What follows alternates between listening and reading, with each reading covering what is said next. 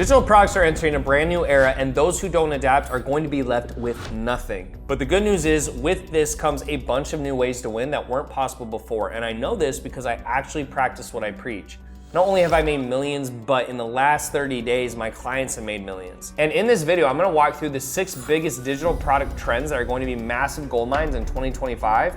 And trust me when I say, this is where all the money is going to be made, so you're gonna wanna pay attention. So point number 1 is that everything is gonna move from variety shows to TV networks. You wanna sell one thing and not a million things. People lose trust with people who sell everything under the sun. So let me give you a case in point. When I was trying to start a business, I had a million different things I was trying to sell. Like I was doing door-to-door flyers, and I was doing workshops, and I was doing fitness coaching. I was trying to do a million things. And the problem with that is when you're trying to do a million things and you're posting on social media, it's not clear to people what it is you do, and or if they see you doing a lot of things, they just assume that what you're doing isn't helping you become successful. So when I started making money, what I finally did is I honed in on fitness, and I said, hey, the first thing I'm gonna do is build an online fitness coaching company, because I was into fitness, I was good at fitness, I had a lot of people ask me for expertise on fitness, and that's where I started. And so because I started selling one thing, I started having a lot of success with that network. Now, the difference between a variety show, right, and a TV network is a variety show, you get a little bit of everything. The TV network, you only get the same type of thing over and over again, and you build trust. And so over time, people saw that, hey, Tanner's gonna post fitness content. Eventually, because that did so well, I started helping people build fitness type businesses. Eventually, because that did so well, I started helping people do consulting. So the thing was, it went from a variety show, so to speak, to a TV network where people could see me, and it built trust. And that's where things are headed in 2025. If you don't do that and you're selling a bunch of different things, it's gonna get really complex and complicated for you. So you wanna stick to one thing of selling and sell that thing to the best of your ability. And over time, people will come to know you and your brand for selling that thing. Point number 2 is you need the traffic, you need the funnel, and you need the product. But all that really matters is who can get the most traffic. So let me give you an example. If you are first to market, and you get the most traffic, you're gonna make money even if you're a terrible CEO. So think of when Facebook came out. There is no competition. Like if you like Facebook and you use it, Facebook's gonna win. Instagram, TikTok, those are obviously bigger companies. You can even look at Tesla, SpaceX. Like companies where there's only one option are going to do much better because they're the ones who get all the traffic. It's not because necessarily they're a better company or there's not better offers. I also had a client, he actually helped people get EBT1 green cards.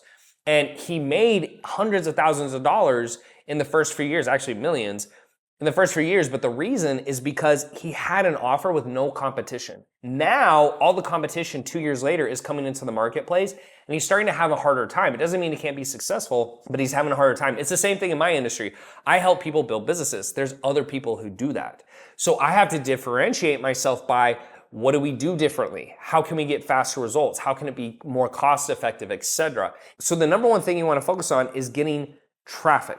This is why business owners or business creators or consultants or whatever you want to call them want to work with influencers. If you look at someone like Mr. Beast doesn't win because his chocolate's the best. Maybe it's pretty good, I haven't had it. But it's because he gets the most eyeballs on his YouTube. Kylie Jenner became a billionaire not because she has the best makeup, but it's because she gets the most traffic. In a lot of cases, you wanna focus on how can you get traffic? Can you go viral on social media? That's the easiest way. If you can't go viral, can you run boosted posts? If you can't do that effectively, can you do paid ads? If you can't do that, can you do PR? Can you do cold email? Can you do cold calling? There's a million ways to get traffic to your offer, but ultimately, that's going to make the biggest difference. After that, you're gonna have a funnel. So once you get traffic, how are you gonna funnel them to your product? A lot of people, when they get traffic, they just like, hey, just click the link in my bio, watch my videos, and it gets very confusing.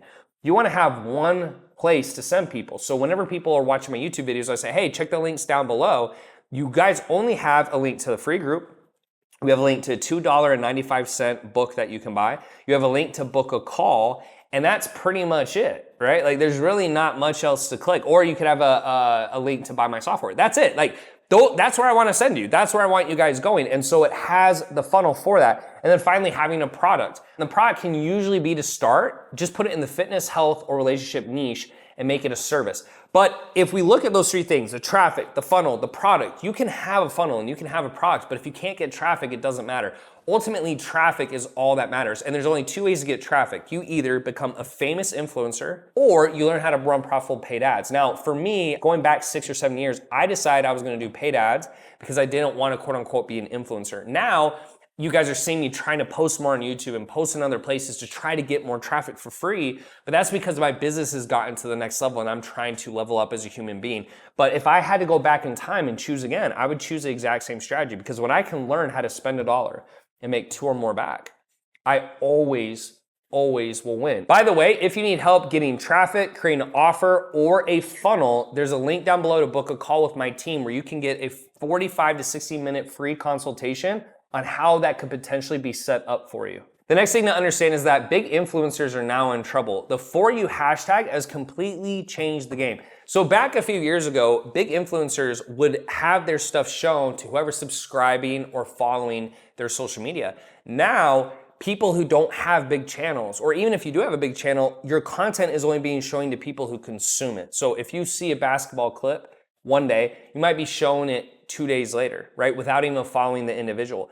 It's completely changed the game, because now the amount of followers you have doesn't really matter anymore. Now, yes, can it still help? Of course, like having more followers is definitely not worse than not having enough. But at the end of the day, now the content has to be better. The thought process has to be better. It's making influencers have to step up their game on a consistent basis, regardless if they have a big following or not. So that actually gives you an opportunity to win in this new marketplace, because if you don't have a big audience and you post really good content and a lot of people look at it, regardless if they're following you or not, they will start to be shown that content, whether it's on YouTube or TikTok or Instagram. So this is gonna give you a huge opportunity to win in 2025, because you don't have to have 1 million followers to now be successful. In addition to that, the rise of the communities is now gonna become more popular than ever. And the reason for that is, with AI coming out, and there's gonna be fake models, and there's gonna be fake voices, and there's gonna be fake text messages and all that type of stuff,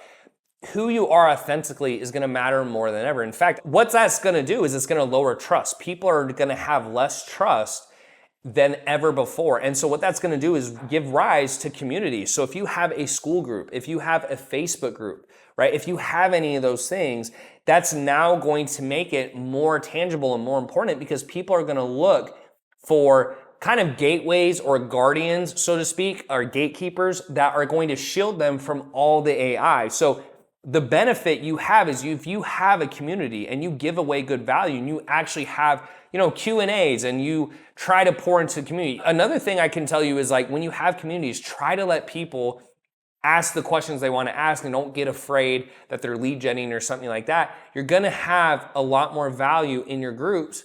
That's then going to allow the rise of communities to help you with this new age of AI. So in 2025, the rise of communities is going to be huge. In addition to that, because of the age of AI, content creators are going to become more important than ever before on pushing the edge of things. So think of it this way. In the past, when new businesses were built, someone has a crazy idea and has a crazy thought process and pushes the edge. Like if you think about Facebook, Instagram, Tesla, all those companies, those people were crazy, like in a good way, right? And they push the edge. With AI, their AI is not going to push the edge. AI is going to just try to replicate what humans are already doing, which means that's going to put more pressure than ever before, or more superiority or more importance on human beings pushing the edge of AI in 2025. And so if you're trying to get ahead with digital products in 2025, content creators are going to have more importance than ever on pushing new edges, on pushing new limits with content, on pushing new edges with business, coming up with new offers and products, because AI is not built to do that. AI is meant to replicate human beings. And so if you want to get an edge in 2025, try to think outside the box and continue to push those boundaries, because AI is not going to be able to replicate that in human beings. And last but not least, short form content is going to be more important than ever before. You cannot sit on short form content or not try to figure out how this works, because if you're trying to build your brand, if you're trying to grow your social media, you're trying to sell digital products, getting in front of short form audiences not only takes less effort, like me shooting this YouTube video takes hours of preparation. I have to find videos, I have to emulate them, I have to create scripts, I have to have bullet points, I have to have my team editing it, etc. But if you can really figure out short form content and go viral, you can drive immense amount of traffic to your offers with very, very little effort relatively to long form content. Not only that, you can see what's working and emulate that much faster. So with that being said, if you need help with the content strategy, click the link down below to book a call with me and my team, and we'll help you with that. We'll help you set up your products. We'll help you set up your offer. We'll help you get your traffic. Any of that stuff, we got you guys. I appreciate you so much, and I'll see you in the next video.